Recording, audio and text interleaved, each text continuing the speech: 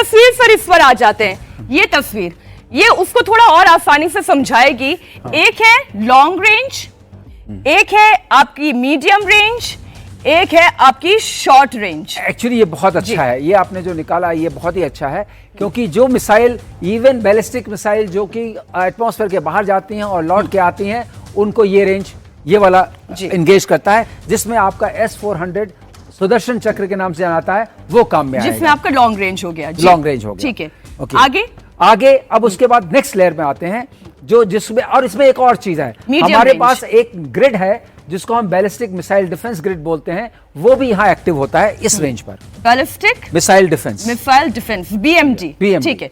अब जब हम मीडियम रेंज की बात करते हैं तो मीडियम रेंज पर क्या काम करता है? MRSAM, Barack. मीडियम रेंज में आपका काम करेगा MRSAM, that is medium range surface to air missile.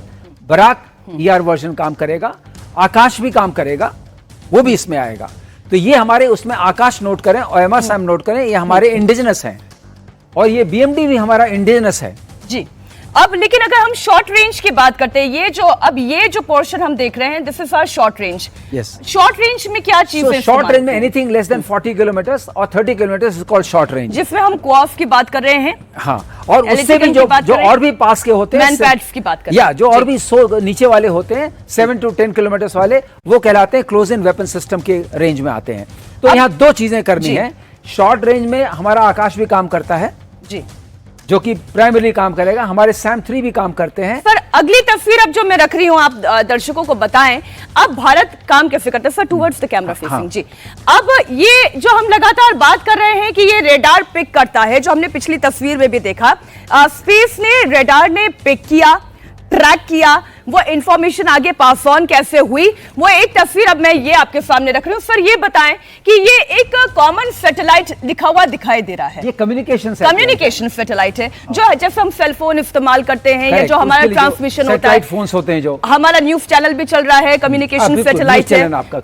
अब ये स्पाइस सैटेलाइट, तो स्पाइस सैटेलाइट्स में 2-3 तरह के सैटेलाइट्स हैं। एक है उसको RI सैटेलाइट्स बोलते हैं, radio intelligence satellites. RI F लिख देती हूं मैं फॉर सैटेलाइट। फिर काम करते हैं EM intelligence satellites, electromagnetic waves intelligence satellites, because आपकी जो इलेक्ट्रॉनिक वॉरफेयर होती है इलेक्ट्रोमैग्नेटिक वेव्स को कैप्चर करने से होती है। और फिर ये जो कम्युनिकेशन सैटेलाइट्स हैं, इसकी भी हमें जरूरत पड़ती है, बिकॉज हमें कम्युनिकेशन इंटेलिजेंस भी चाहिए। अब ये आगे जो कम्युनिकेशन पास ऑन करिए सर, ये अवैक्स को कम्युनिकेशन पास ऑन हो रही है, सारी इंफॉर्मेशन इंटीग्रेट करनी पड़ती है की तरफ। मीनाक्षी, हमारा सबसे बड़ा चैलेंज रहता है कि ये जो इंफॉर्मेशन हमें इतने सारे सोर्सेज से मिल रही है, जिसमें अवैक्स भी शामिल है, तो इन इंफॉर्मेशन को हम इंटीग्रेट कैसे करेंगे? ग्राउंड रेडार्स हैं, सैटेलाइट्स हैं, हर तरफ से इंफॉर्मेशन आ रही है। ये इंफॉर्मेशन अवैक्स भी इंटीग्रेट करता है। जो हमारा airborne warning and control system है, वो भी ऊपर रहता है, वो इसको कैप्चर करता है और वो वहां से ट्रांसमिट करता है, एयरक्राफ्ट को भी ट्रांसमिट करता है, और बाकी जो एयर डिफेंस। तो सर ये जो मैं देख रही हूं तस्वीर में, फिर ये क्या है? Mobile C2। ये हमारा mobile command and control system है, जो हमारे जो मिसाइल्स हैं, जो हमारी मिसाइल्स हैं, उनको कंट्रोल करता है। ये सब बैटरीज के साथ अलग अलग होता है, ये एक ही नहीं होता है, ये there are several of them. मैं इसको अब आसान शब्दों में जो समझ पाई, कम्युनिकेशन सैटेलाइट और हमारे स्पाई सैटेलाइट ने जो इंफॉर्मेशन भेजी, वो हमारे ऑपरेशन सेंटर पे, हमारे सिविल रेडार सेंटर पर, वो हमारे सेंसर्स के पास गई, और फिर उन्होंने आगे इसे कहां भेजा? ये हमारा मोबाइल कम्युनिकेशन सेंटर है, और फिर यहां से सारी इंफॉर्मेशन आपकी मिलिट्री ATC हो गई।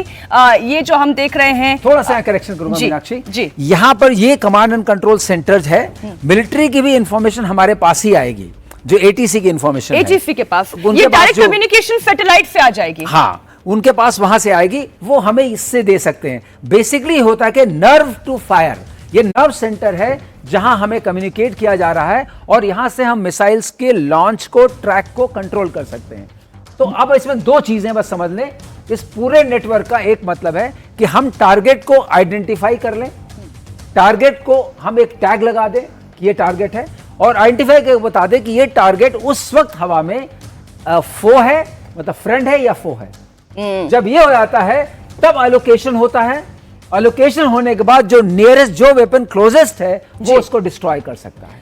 तो ये सर हमने सैटेलाइट किस तरीके से काम करती है ये दर्शकों ने समझा। सैटेलाइट कैसे अपना इंफॉर्मेशन है वो पास ऑन करती है, फिर उसे कैसे ट्रैक किया जाता है और फिर कैसे उसे एंगेज किया जाता है। फिर जो ये तस्वीर आप देख रहे हैं यहाँ पर हमारे एयरक्राफ्ट हैं। अब ये तस्वीर अब नहीं, आपको बताते हैं, पहले पिछले पिक्चर लाइए। हाँ, उसमें आपने एक और चीज दिखाई थी जी, जो बहुत इंपॉर्टेंट है बताना जी। ये जो आपने ऑपरेशनल रेडनेस प्लेटफॉर्म दिखाया था, वो कंट्रोल करता है एयरक्राफ्ट मूवमेंट को। In case we have to launch aircraft to engage that target, तो वो वहां से कंट्रोल होगा। Operational readiness platform, operational readiness platform, ठीक।